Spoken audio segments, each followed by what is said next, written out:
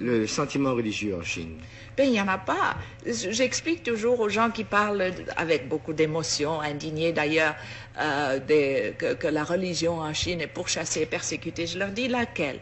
Alors ils me disent le christianisme. Je dis mais le christianisme, c'est pas une religion chinoise. Le christianisme, le Christ, Jésus-Christ, cet homme si magnifique, si doux, si bon, a été envoyé en Chine dans une caisse d'opium. C'est comme ça qu'il nous est arrivé, avec le fusil d'un côté et l'opium de l'autre. Comment voulez-vous qu'on l'aime? Comment voulez-vous qu'on comprenne le christianisme?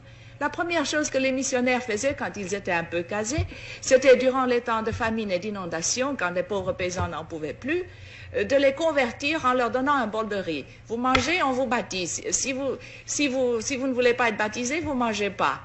C'est ce qu'on appelait les chrétiens du riz. Comment voulez-vous qu'on aime ça? Et puis alors, ils achetaient à tour de bras des villages. L'Église catholique est devenue grand propriétaire terrien. C'est à elle qu'appartenaient à Shanghai tous les districts de prostituées. Comment voulez-vous qu'on respecte une église comme ça? Ça, c'est le christianisme. Et je ne parle pas du protestantisme, qui était tout aussi mauvais.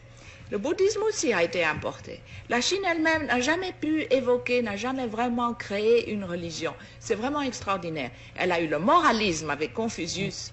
Elle a eu le taoïsme, qui est une chose très vague. Mais ce sont deux philosophies qui font du comportement moral humain la fin en elle-même. Il n'y a pas un ciel, il n'y a pas un paradis, il n'y a pas au-delà de la vie une vie meilleure. Ça s'arrête avec la mort. Il n'y a pas d'enfer non plus. Il n'y a pas d'enfer non plus. Il n'y a donc jamais eu de religion traditionnelle théiste en Chine? Non, pas vraiment organisée. Il y a eu un peu d'animisme et puis il y a le bouddhisme qui est venu de l'Inde, qui a subi quelques modifications. Mais la Chine elle-même n'a jamais évolué une religion. Mais elle a évolué des moralités, le confucianisme, le taoïsme, etc.